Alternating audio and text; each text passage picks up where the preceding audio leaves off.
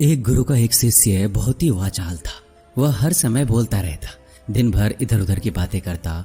भिक्षाटन के लिए जाता तो हर घर से एक नई कहानी लेकर आता और आश्रम के दूसरे शिष्य को सुनाता था। एक शिष्य की दूसरे से बुराई करता, चुगली करता, दूसरों के सामने अच्छा बनने का प्रयास करता, खुद के मुंह से खुद की तारीफ करता और हमेशा ही खुद को गुरु के सामने सबसे बुद्धिमान और सबसे उत्तम शिष्य साबित करने का प्रयास करता। वह खुद को सभी शिष्यों से अलग और श्रेष्ठ मानता था। उसका कहना था कि मैं एक अमीर घर का लड़का हूं, अगर मैं चाहता तो एक आरामदायक और सुविधाओं से भरा जीवन जी सकता था, लेकिन मैं वो सब छोड़कर यहाँ आ गया क्योंकि मुझे सत्य की खोज करनी है, खुद को जानना है, जीवन को जानना है, इसलिए मेरा त्याग तुम सबसे बड़ा है। एक दिन गुरु ने आश्रम के सभी शिष्यों को बुलाकर कहा, आप सभी को अगले 1 माह के लिए कोई ना कोई संकल्प लेना है। इससे आपकी संकल्प शक्ति मजबूत होगी और आप में आत्म शक्ति का संचार होगा। आप सभी अपने अपने सामर्थ्य के अनुसार कोई संकल्प ले सकते हैं और 1 माह से पूर्व आप में से जिसका भी संकल्प टूटता है वो अपनी पुरानी दिनचर्या में वापस आते जाएं। सभी शिष्यों ने अपनी शक्ति के अनुसार अपने छोटे बड़े संकल्प लिए और गुरु को अपने अपने संकल्प के बारे में बताकर वहां से चले गए। लेकिन वो बातूनी शिष्य खुद को सबसे अलग, सबसे बड़ा दिखाना चाहता था, इसलिए वो सीधे गुरु की कुटिया पर पहुंच गया और बोला, मैं कोई छोटा मोटा संकल्प नहीं लेना चाहता, बल्कि खुद की ही भांति एक बड़ा और महान संकल्प लेना चाहता हूँ। कृपया आप ही बताइए क्या संकल्प लेना चाहिए। उस बातूनी शिष्य की ये बात सुनकर गुरु मुस्कुराए और बोले, क्या तुम मेरे द्वारा दिए गए संकल्प को पूरा कर पाओगे? क्या तुम्हारे लिए उसे पूरा करना संभव होगा? नहीं, वो तुम्हारे लिए संभव नहीं होगा, तुम उसे पूरा नहीं कर पाओगे, इसलिए तुम खुद ही कोई संकल्प ढूंढ लो। शिष्य ने कहा, नहीं गुरुदेव, आप जो भी संकल्प मुझे देंगे मैं जरूर उसे पूरा करूंगा, आप बताइए तो सही। गुरु ने कहा, ठीक है, तो तुम अगले 1 माह तक चुप रहोगे, मुंह से एक शब्द भी नहीं निकालोगे, ये तुम्हारा संकल्प है। शिष्य ने कहा, गुरुदेव, ये भी कोई संकल्प है? ये तो बहुत ही आसान है, 1 माह तक चुप तो रहना है। कोई बड़ा संकल्प दीजिए जो मेरी योग्यता के लायक हो, जिसे पूरा करने में मुझे समस्या हो। गुरु ने कहा, पहले तुम इस संकल्प को पूरा करके दिखाओ। शिष्य ने गुरु की बात मान ली। वह उसी समय चुप हो गया और पलटकर कुटिया से बाहर चला गया। उसे चुप रहना बहुत आसान लग रहा था। उसने एक दिन तो जैसे तैसे चुप रहकर काट लिया, लेकिन दूसरे दिन उसके मन में ना बोलने का बोझ बढ़ने लगा। तीसरे दिन उसे भारीपन महसूस होने लगा और चौथे दिन उसके अंदर एक अजीब सी बेचैनी होने लगी, क्योंकि आसपास आश्रम के सभी शिष्य एक दूसरे से बात कर रहे थे। वो भी अपना पक्ष उन लोगों के सामने रखना चाहता था, उनकी बोलती बंद कर देना चाहता था, लेकिन उसका संकल्प उसके आड़े आ रहा था, इसलिए वो पूरे दिन सिर्फ मुंह और आंखें बनाता रहा। इस तरीके से कुछ दिन और बीते और वह शिष्य बीमार पड़ गया। उसका सर फटा जा रहा था, उसका खाने पीने तक का मन नहीं कर रहा था, वह सिर्फ बोलना चाहता था। वह गुरु के पास गया और उनके सामने बैठकर लेकर उन्हें बताया, गुरुदेव, मैं बोलना चाहता हूँ, बिना बोले मुझे सांस नहीं आ रही है, मेरा दम घुट रहा है, मैं अंदर ही अंदर पागल हो रहा हूँ, मैं क्या करूँ? संकल्प तोड़ दूं क्या? यह सुनकर गुरु मुस्कुराए। संकल्प तो तोड़ने के लिए ही होते हैं, लेकिन जो अपने संकल्प को पूरा कर लेता है वही अपने अंदर की शक्ति को बढ़ा पाता है, और जो अपनी आंतरिक शक्ति को बढ़ा लेता है वह समझ और जागृति की राह पर आगे बढ़ जाता है। संकल्प का लेना भी तुम्हारे ही हाथ में था और इसे तोड़ना भी तुम्हारे ही हाथ में है। तुम्हारे बहुत से गुरु भाई अपने संकल्प को तोड़कर अपनी पुरानी दिनचर्या पर वापस जा चुके हैं। अगर तुमसे नहीं हो पा रहा तो तुम भी संकल्प तोड़कर अपनी पुरानी दिनचर्या पर वापस जा सकते हो, लेकिन याद रहे, अगर आज तुम इस छोटे से संकल्प को नहीं संभाल पा रहे हो तो तुम अपनी बाकी की पूरी जिंदगी को कैसे संभालोगे? मुझे इस पर शक है, बाकी फैसला पूरी तरह से तुम्हारे हाथों में है। गुरु की यह बात शिष्य के दिल में चोट कर गई। वह बिना कुछ बोले वहां से चला गया और खुद को अपनी कुटिया में बंद कर लिया। वह केवल अपने जरूरी कामों के लिए ही कुटिया से बाहर निकलता, बाकी सारे समय कुटिया के अंदर ही बैठा रहता। 15 दिन बीत चुके थे। आश्रम के लगभग सभी शिष्य का संकल्प अब टूट चुका था, लेकिन उस वाचाल शिष्य का संकल्प अभी भी जारी था। संकल्प लेने के बाद अब तक उसने एक शब्द भी नहीं बोला था। सारा आश्रम हैरान था। कि इतना बोलने वाला इंसान चुप कैसे हो गया। 15 दिन बीतने के बाद वह दोबारा अपने गुरु के पास आया और लिखकर बताया, हे गुरुदेव, मैं बाहर से तो चुप हूं, लेकिन मेरे भीतर बहुत सी आवाजें हैं, बहुत सी चीख पुकार है और शिकायतें हैं। मैं अंदर ही अंदर बातें कर रहा हूं। मेरा मन तरह तरह के प्रश्न पूछता रहता है। मैं बाहर से जितना मौन हूं, भीतर से उतना ही शोर शराबे से भरा हुआ हूं। मुझे शक हो रहा है, क्या मेरा संकल्प अभी भी जारी है? गुरु ने कहा, हाँ, तुम्हारा संकल्प अभी भी जारी है, लेकिन जब तक लोगों की ये आवाजें तुम्हारे कानों में पड़ती रहेगी, तुम्हारा मन बोलता रहेगा, क्योंकि इसे तो आदत है बोलने की। तुम भले ही बाहर से चुप रहो, लेकिन तुम अंदर ही अंदर बोलते रहोगे। तुम्हें इन बातों से, इन आवाजों से दूर जाना होगा। शिष्य गुरु को प्रणाम करके वहां से चला जाता है और सुबह होते ही अपनी कुटिया छोड़कर जंगल की तरफ चला जाता है। कई दिन बीत जाते हैं, संकल्प का समय भी पूरा हो जाता है, लेकिन वो शिष्य लौट कर नहीं आता। आश्रम में सभी को डर था कि कहीं जंगली जानवरों ने उसे खा लिया हो। इसी बीच उसे ढूंढने की बहुत कोशिश की गई, लेकिन वह कहीं नहीं मिला। सभी लोगों ने यह मान लिया था कि जंगली जानवरों ने उसे अपना शिकार बना लिया है, लेकिन गुरु को ऐसा नहीं लगता था। एक दिन आश्रम का एक शिष्य गुरु के पास आया और बोला, गुरुदेव, उस वाचाल शिष्य के साथ क्या हुआ होगा? क्या जानवरों ने उसे मार दिया? गुरु ने कहा, हो सकता है कि जानवरों ने उसे अपना शिकार बना लिया हो, लेकिन उसके ना लौटने की एक दूसरी वजह भी हो सकती है। शायद उसे वो मिल गया है जिसके लिए वह गया था। शिष्य ने पूछा, गुरुदेव, क्या ज्यादा बोलना इतना हानिकारक होता है?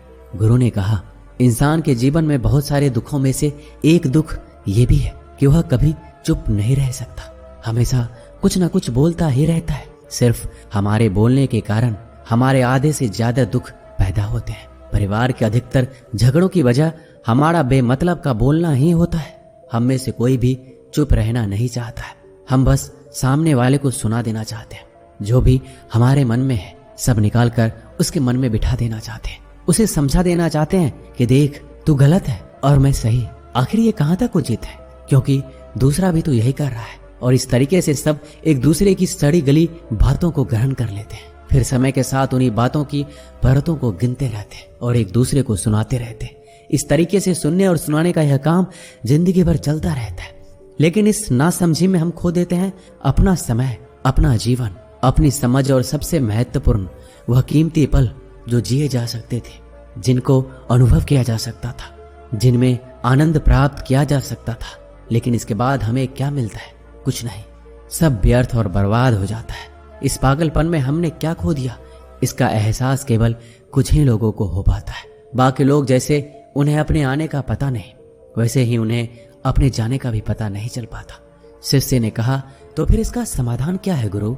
गुरु ने कहा, पूरी जागरूकता के साथ अपने विचारों को देखना, यही एकमात्र तरीका है। उस वाचाल शिष्य को आश्रम छोड़कर गए हुए 3 महीने का समय बीत चुका था, लेकिन उसकी कोई खबर नहीं थी, न ही किसी को उसके लौटने की उम्मीद थी। लेकिन एक दिन वह आश्रम लौट कर आता है। उसे देखकर सभी के आश्चर्य और खुशी का ठिकाना नहीं रहा। लेकिन अब वो नहीं था जो यहाँ से गया था, वो कुछ और ही बनकर वापस आया था। उसके अंदर एक गजब का बदलाव महसूस किया जा सकता था। उसके चेहरे पर एक गजब का ठहराव और आंखों में बड़ी शांति थी। आश्रम में आते ही सभी गुरु भाइयों ने उसे चारों तरफ से घेर लिया और बात करने लग गए। वह भी अपने गुरु भाइयों से बात करने लगा। उससे बात करने वाले सभी शिष्यों ने यह अनुभव किया कि अब वह पहले जैसा उतावला और बातूनी नहीं रह गया था। उसके मुंह से एक एक शब्द बहुत ही सुलझे हुए और मधुरता के साथ निकल रहे थे। थोड़ी देर तक गुरु भाइयों से बात करने के बाद वह सीधा गुरु की तरफ चला गया। उसने गुरु के चरण छुए और कहा, गुरुदेव, क्या अभी भी मेरी संकल्प जारी है? गुरु ने कुछ देर तक शिष्य की आंखों में बड़े ध्यान से देखा और कहा, हाँ, तुम अब भी मौन हो। तुम्हारे मुंह से एक भी शब्द निकल नहीं रहे हैं और तुम्हारा संकल्प अभी भी जारी है। शिष्य ने कहा, जब मैं आश्रम से गया तो मैं मुंह से तो चुप था, लेकिन मेरे अंदर बहुत सी आवाजें थी। मन में बहुत से प्रश्न थे और वो बंद नहीं हो रहे थे। और जब मैं जंगल में और गहरा चला गया, इस उम्मीद से कि मुझे वहां शांति मिलेगी और मेरे मन की बकबक कम हो जाएगी, लेकिन मैं जितना एकांत में जाता गया, मेरे अंदर की आवाज उतनी ही तेज होती गई। मेरे भीतर की और पुरानी से पुरानी आवाज मुझे सुनाई देने लगी। तब जाकर मैंने महसूस किया कि मैं कितना गलत कर रहा था। जब मैं अपने परिवार वालों, दोस्तों और गुरु भाइयों को बुरा भला कहता था तो उस समय मुझे लगता था मैं सही कह रहा हूँ। जब मैं गुरु भाइयों की एक दूसरे से चुगली करता और उनका मजाक बनाता तब भी मुझे यही लगता था कि मैं उनसे बेहतर हूँ, मैं सही कर रहा हूँ। लेकिन उस दिन पहली बार मुझे महसूस हुआ कि मैं कितना गलत बोलता था। काफी दिनों तक ये आवाजें मेरे अंदर चलती रही, लेकिन धीरे धीरे एक दिन ये सारी आवाजें मेरे अंदर से समाप्त हो गई। अब मैं भीतर से मौन हो गया। उस घने जंगल में बाहर से कोई बोलने वाला था ही नहीं और भीतर कोई आवाज शेष बची नहीं थी। मैंने उस दिन पहली बार मौन का सही अर्थ समझा। मेरे चारों तरफ सिर्फ शांति थी। हालांकि अभी भी कुछ आवाजें आ रही है जो पहले भी आती थी, लेकिन मैं उन्हें सुन नहीं पा रहा था।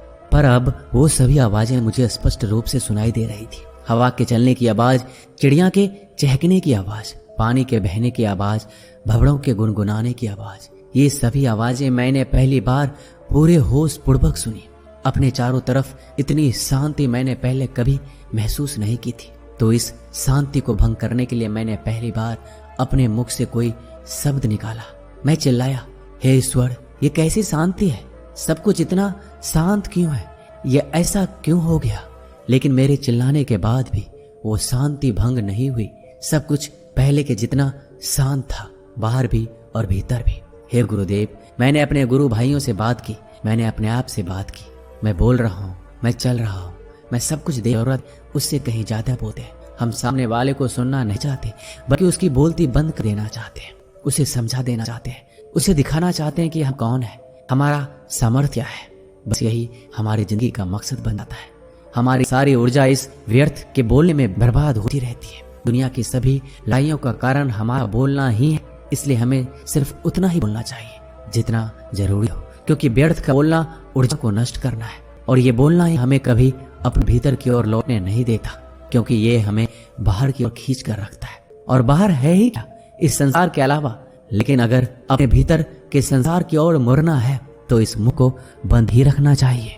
इसलिए जितने भी बुद्ध हुए, आत्मज्ञानी हुए, वो सभी एकांत की ओर भागे ताकि उन्हें ज्यादा बोलना ना पड़े, ज्यादा सुनना ना पड़े। वो एकांत में रहे और शांत रहे, इसलिए आसानी से भीतर की यात्रा कर पाए। लेकिन अगर कोई चाहे तो इस संसार में रहकर भी एकांत में रह सकता है, शांत रह सकता है, लेकिन इसके लिए उन्हें अपनी ऊर्जा बचानी होगी और उन्हें इन 5 मौकों पर हमेशा मुंह बंद रखना चाहिए। पहला, जब तुम्हें लगे कि कोई तुम्हारी भावनाओं को तुम्हारे शब्दों से नहीं समझ सकता तो उस समय चुप रहना चाहिए। अक्सर हम लोगों को अपनी दुख, अपनी परेशानी बताना शुरू कर देते हैं, लेकिन हमारे आसपास रहने वाले ज्यादातर लोगों को इससे कोई मतलब नहीं कि हमारे जीवन में क्या गुजर रहा है। हर इंसान को केवल खुद से मतलब होता है और वो केवल खुद के बारे में बातें करना चाहता है, वो केवल खुद की तारीफ सुनना चाहता है। उन्हें हमारे जीवन की परेशानियों से कोई मतलब नहीं और ना ही वो सुनना चाहते हैं। हो सकता है 1 या 2 बार वो तुम्हारी दुख भरी कहानी सुन भी ले, लेकिन उसके बाद वो तुमसे दूर भागना शुरू करेंगे, क्योंकि कोई भी किसी दुखी और असहाय इंसान के साथ रहना पसंद नहीं करता। दूसरी बात, जब तुम्हें ये नहीं पता हो कि तुम्हें किसी विशेष मौके पर क्या बोलना है या फिर किसी विशेष घटना के बारे में आधा अधूरा ज्ञान हो, तो ऐसे मौके पर हमेशा चुप रहना चाहिए। तीसरी बात, जब कोई इंसान तुम्हारे सामने किसी तीसरे इंसान की बुराई कर रहा हो तो ऐसी स्थिति में आपको चुप रहना चाहिए। तुम्हें कभी ऐसी नकारात्मक बातचीत का हिस्सा नहीं बनना चाहिए, क्योंकि आज तो इंसान तुम्हारे सामने किसी तीसरे इंसान की बुराई कर रहा है, वही कल किसी और के सामने तुम्हारी बुराई करेगा। और इस बात की ज्यादा संभावना है कि आज तुमने उसकी हाँ में हाँ मिलाने के लिए तीसरे इंसान की जो बुराई की है, कल रिश्ते ठीक होने पर वो उस तीसरे इंसान से भी कह सकता है कि तुमने उसके बारे में क्या कहा था। चौथी बात, जब कोई तुम्हारे ऊपर गुस्सा और घृणा से चिल्लाए, तुम्हारा अपमान करने की कोशिश करे, तब ऐसी परिस्थिति में तुम चुप रहकर सामने वाले के गुस्से और घृणा को कम कर सकते हो। साथ ही तुम इस स्थिति को खराब होने से भी बचा सकते हो। 5वां, जब कोई इंसान तुमसे उसके जीवन की कोई दुख भरी घटना या जीवन की परेशानी साझा कर रहा हो, ऐसी परिस्थिति में तुम्हें चुप रहकर सिर्फ उसकी बातों को सुनना है। ज्यादातर लोग ऐसे होते हैं कि किसी ने उनके सामने अपनी समस्या सुनाई नहीं की, उन्होंने समाधान देना शुरू कर दिया। जबकि कोई इंसान हमसे अपनी परेशानी साझा कर रहा होता है, वो हमसे किसी सुझाव की उम्मीद नहीं करता, बस वो ये चाहता है कि हम उसकी बात पूरी ध्यान से सुने। इसलिए जब भी अगली बार तुम्हें कोई अपनी परेशानी बताए तो पहले उन बातों को ध्यान से सुन लेना, और जब तक वो तुमसे सलाह ना मांगे उसे किसी भी प्रकार की सलाह मत देना। गुरु ने कहा, मेरी एक बात हमेशा याद रखना, जब तुम कम बोलते हो तो लोग तुम्हारी तरफ ज्यादा आकर्षित होते हैं, कि तुम क्यों हो और तुम क्या सोचते हो। उस बातों ने इससे नेहा में सर हिलाया और सभी इससे अब गुरु की बातों को समझ चुके थे कि उन्हें किन किन परिस्थितियों में शांत रहना है। दोस्तों, इस वीडियो में बस इतना ही। हम मिलते हैं अगली वीडियो में। अपना ख्याल रखिएगा। धन्यवाद।